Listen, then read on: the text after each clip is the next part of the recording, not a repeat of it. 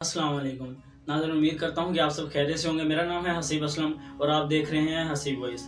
नाज़रीन, आज हम आपसे आका करीम सल्लल्लाहु अलैहि वसल्लम के बचपन के कुछ हालात वाक़यात और हज़रत हलीमा सादिया रज़ियल्लाहु ताला अन्हा के घर पेश आने वाले मौज़ात के मुतालिक आपसे गुफ्तगू करेंगे। आपसे दरख्वास्त है कि अगर आप इस चैनल पर न्यू हैं तो काइंडली चैनल को सब्सक्राइब ज़रूर कर लें। नाज़रीन, जहाँ तक बात है आका करीम सल्लल्लाहु अलैहि वसल्लम की विलादत बासआदत की, तो जब आका करीम सल्लल्लाहु अलैहि वसल्लम की विलादत हुई तो आका करीम सल्लल्लाहु अलैहि वसल्लम अपनी माँ के पेट से ही नापाकी से बिल्कुल पाक थे और यूं धुले हुए महसूस होते थे।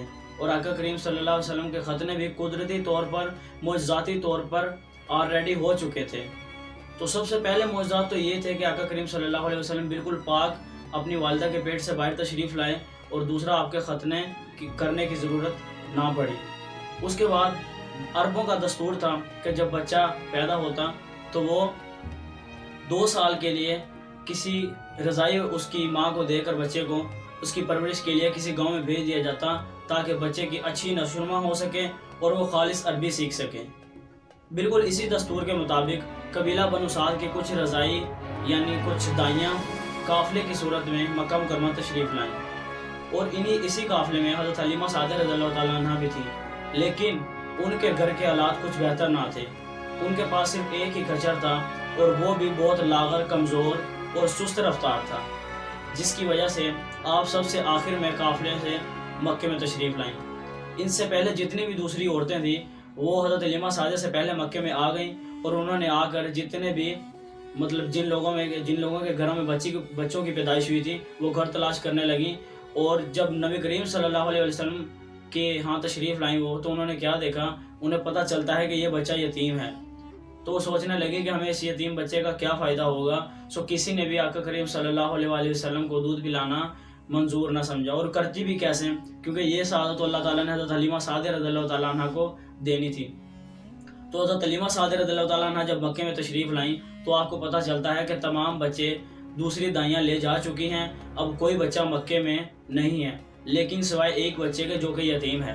तो हज़रत हलीमा सादिया रज़ियल्लाहु ताला अन्हा ने अपने खामिन अब्दुल्ला बिन हारिस से मशवरा किया कि मैं खाली हाथ जाना वापस गवारा नहीं समझती, दूसरी औरतें मुझे ताने मारेंगी, तो लिहाजा क्या अगर आप कहें तो मैं इस बच्चे को अपने साथ ले जाऊं जो कि यतीम है। तो आपने फरमाया कि ठीक है, तुम इसे ले लो, क्या पता यही बच्चा हमारे लिए खैर व बरकत का बाइस बने। तो हज़रत हलीमा फरमाती हैं कि जब हम आपके दादा अब्दुल मुत्तलिब के घर तशरीफ़ लाई तो आपकी वालिदा हज़रत आमना रज़ियल्लाहु ताला अन्हा और आपके दादा अब्दुल मुत्तलिब ने खुंदा पेशानी से मेरा इस्तकबाल किया और मुझे हज़रत मोहम्मद सल्लल्लाहु अलैहि वसल्लम के पास ले गई। हज़रत हलीमा सादिया फरमाती हैं कि अल्लाह की कसम, मैंने इससे ज़्यादा खूबसूरत और रोशन चेहरे वाले बच्चा आज से पहले कभी नहीं देखा। आप फरमाती हैं कि उस वक़्त नबी करीम सल्लल्लाहु अलैहि वसल्लम आराम फरमा रहे थे, यानी सो रहे थे, तो मैंने जगाना मुनासिब ना समझा। लेकिन मैंने प्यार से अपना हाथ उनकी छाती सीना मुबारक पर रखा।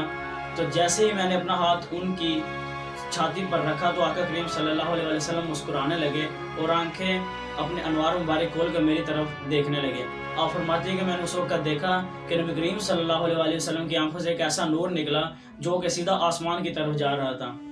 आप फरमाती हैं कि मैंने उनके दादा और उनकी वालिदा से इजाज़त तलब की और नबी करीम सल्लल्लाहु अलैहि वसल्लम को अपनी गोद में उठाकर उनसे प्यार करने लगी और वापस काफ़िले में उनके साथ अपने कबीला बनु साद की तरफ रवाना हो पड़े। आप फरमाती हैं कि मौज़ाना तौर पर वही हमारा खच्चर जो कि सबसे सुस्त रफ्तार और सबसे आखिर में काफ़िले में मक्के पहुंचा था, अब वही खच्चर तमाम काफ़िले में सबसे आगे था। आप फरमाते हैं कि हमारी ऊँटनी कि जिसके थन से एक कतरा दूध भी ना आता था, उसी ऊँटनी के थन अब जो थे दूध से लबरेज थे। आप फरमाते हैं कि हमने सैर होकर दूध पिया।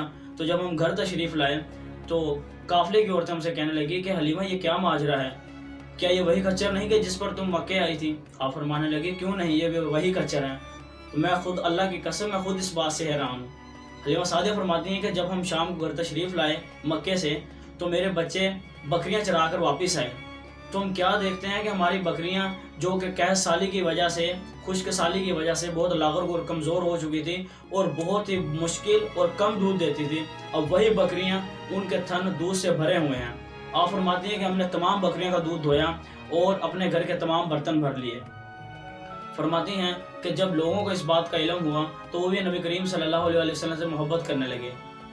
حضرت علیمہ سعدیہ فرماتے ہیں کہ جب ہم نبی کریم صلی اللہ علیہ وسلم کو اپنے قبیلہ بنو سعد میں لے آئے تو پورے قبیلے میں کوئی گھر ایسا نہ تھا کہ جس سے مشکی کی خوشبو آتی تھی۔ آقا کریم صلی اللہ علیہ وسلم کے یہ بہت سی خوبصورت واقعات جب آقا کریم صلی اللہ علیہ وسلم تھوڑے بڑے ہوئے، حضرت علیمہ سعدیہ فرماتے ہیں کہ نبی کریم صلی اللہ علیہ وسلم 2 ماہ کے تھے کہ آقا کریم نے چلنا شروع کر دیا، اور ابھی آپ کی عمر مبارک 8 ماہ کی ہوئی تھی کہ آقا کریم صلی اللہ علیہ وسلم نے گفتگو کرنا شروع کر دی، اور 9 ماہ کی عمر میں تو بالکل صاف گفتگو فرمایا کرتے تھے۔ فرماتے ہیں کہ جب نبی کریم صلی اللہ علیہ وسلم تھوڑے اور بڑے ہوئے تو انہوں نے مجھ سے پوچھا کہ والدہ، میرے رضائی بھائی عبداللہ اور میری بہنیں انیسہ اور شیمہ نظر نہیں آ رہی، تو آپ نے فرمایا کہ میں نے ان سے کہا کہ بیٹا محمد صلی اللہ علیہ وسلم وہ بکریاں چرانے کے لیے گئی ہوئی ہیں۔ تو آقا کریم صلی اللہ علیہ وسلم نے فرمایا کہ والدہ پھر آپ مجھے بھی ان کے ساتھ بھیج دیجیے۔ تو اگلے دن سے فرماتے ہیں کہ میں نے معمول کے مطابق نبی کریم صلی اللہ علیہ وسلم کو بھی ان کے رضائی بہن بھائیوں کے ساتھ بکریاں چرانے کے لیے بھیج دیا۔ نبی کریم صلی اللہ علیہ وسلم معمول کے مطابق خوشی خوشی اپنے بہن بھائیوں کے ساتھ جاتے اور شام کو گھر واپس آتے۔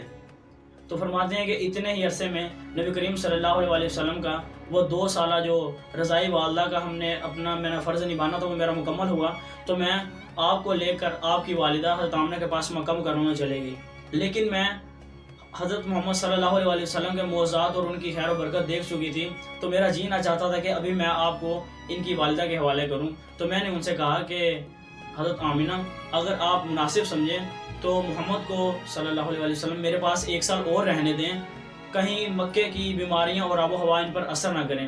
میرے بار بار اصرار کرنے پر حضرت آمنہ مان گئی۔ آپ فرماتی ہیں کہ میں اپنے بیٹے محمد کو دوبارہ اپنے پاس 1 سال کے لیے لے آئی، لیکن فرماتے ہیں کہ جب محمد اپنے بہن بھائیوں کے ساتھ بکریاں چرانے کے لیے جایا کرتے تھے، معمول کے مطابق آتے جاتے رہے روزانہ، لیکن ایک دن اچانک میرے بچے بہت گھبرائے ہوئے پریشان حالت میں میرے پاس آئے اور آگے کہنے لگے کہ اماں جان جلدی چلیے، ورنہ محمد ہمارے بھائی صلی اللہ علیہ وسلم ان کی جان کو خطرہ ہے، کہیں وہ مر نہ جائیں۔ تو استغفر اللہ نعوذ باللہ۔ تو فرماتی ہیں کہ میں حیرت انگیز ہوئی اور میں بھاگتی ہوئی گئی، تو جا کر دیکھا کہ نبی کریم صلی اللہ علیہ وسلم اپنی جگہ پر کھڑے تھے، لیکن آپ کا چہرہ زرد تھا۔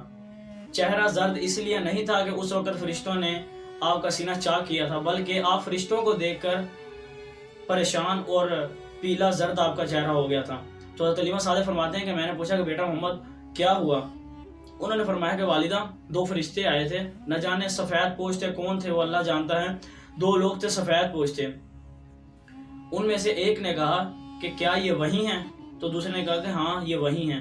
انہوں نے مجھے پکڑ کر لیٹایا، میرا سینہ چاک کیا اور نہ جانے کیا چیز تلاش کرنے لگے، پھر انہیں وہ چیز مل گئی اور انہوں نے نکال کر اس چیز کو باہر پھینک دیا۔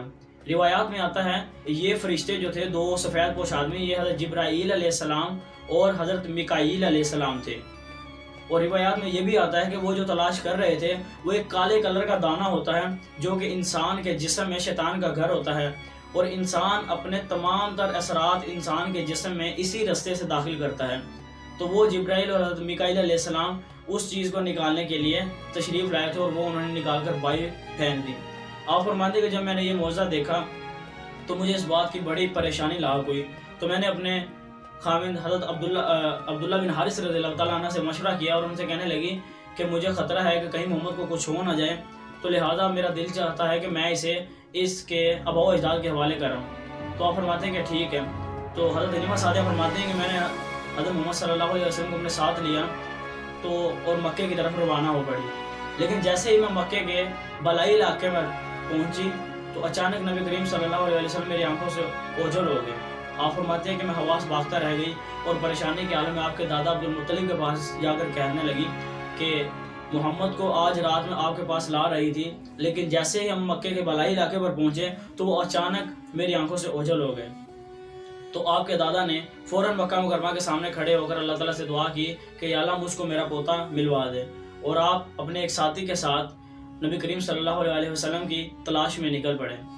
طعامہ کی وادی میں ایک درخت کے نیچے ایک لڑکے کو کھڑے حضرت عبدالمطلب نے دیکھا۔ اس درخت کی شاخیں بہت گھنی تھی اور وہ بہت سرسبز لہلہاتا ہوا درخت تھا۔ آپ فرماتے ہیں، آپ کے دادا فرماتے ہیں کہ میں نے اس لڑکے سے پوچھا کہ بیٹا تم کون ہو؟ تو وہ کہنے لگا کہ میں محمد بن عبداللہ بن عبدالمطلب ہوں۔ حضرت عبدالمطلب فرماتے ہیں کہ بیٹا میں تمہارا دادا عبدالمطلب ہی ہوں۔ اور آپ فرماتے ہیں کہ میری جان تم پر نچھاور، تم کہاں چلے گئے تھے؟ اور یہ کہتے ہوئے نبی کریم صلی اللہ علیہ وسلم کو سینے سے لگا لیا اور رونے لگے۔ پھر واپسی میں آپ کے دادا نے آپ کو گھوڑے اپنے آگے بٹھایا اور مکہ مکرمہ میں تشریف لائے۔ جب نبی کریم صلی اللہ علیہ وسلم اپنے گھر تشریف لائے تو آپ کے آنے کی خوشی میں آپ کے دادا نے بکرے اور گائے وغیرہ ذبح کی اور مکہ والوں کی دعوت کی۔ بلکہ ناظرین اس کے علاوہ حضرت حلیمہ سعدیہ رضی اللہ تعالیٰ عنہ کی جو بیٹی تھی نبی کریم صلی اللہ علیہ وسلم کی رضائی بہن، وہ فرماتی ہیں کہ ایک دن میں نے اپنی والدہ سے کہا کہ والدہ بھائی محمد کو میرے ساتھ بھیج دیجیے، میں بکریاں چرانے کے لیے جانے لگی ہوں۔ تو میری والدہ نے حضرت حلیمہ سعدیہ نے کہا کہ بیٹی نہیں، ابھی تمہارے بھائی بہت چھوٹے ہیں تو لہٰذا تم اکیلی چلی جاؤ۔ فرمایا کہ نہیں والدہ، جب بھائی محمد میرے ساتھ جاتے ہیں تو مجھے بکریاں چرانے میں بہت آسانی ہوتی ہے، بکریاں خود بخود چرنے کے بعد ایک جگہ اکٹھی ہو جاتی ہیں، مجھے اکٹھا کرنے کی ضرورت نہیں پڑتی، اور دوسرا یہ کہ گرمی بہت ہوتی ہے۔ لیکن جس دن میں اپنے بھائی محمد کو ساتھ لے کر جاتی ہوں تو ایک بادل ہمارے سر پر ہمارے ساتھ ساتھ چلتا ہے جو کہ ہم پر سایہ مسلسل کیے رکھتا ہے اور ہمیں زیادہ گرمی محسوس نہیں ہوتی۔ ناظرین یہ تھے ہمارے پیارے آقا کریم صلی اللہ علیہ وسلم کے بچپن کے کچھ خوبصورت حالات و واقعات اور معجزات۔ اس طرح کے بے شمار واقعات انشاءاللہ ہم آپ سے اگلی ویڈیوز میں بھی شیئر کریں گے۔ امید کرتا ہوں کہ آپ کو ہماری ویڈیو پسند آئی ہوگی۔ اگر آپ کو ہماری ویڈیو پسند ہے تو کائنڈلی سے لائک اور چینل کو سبسکرائب ضرور کریں تاکہ ہماری اسی طرح کی اچھی نئی آنے والی ویڈیوز کا نوٹیفیکیشن آپ کو ملتا رہے۔ ملتے ہیں آپ سے اگلی ویڈیو میں۔ اللہ حافظ۔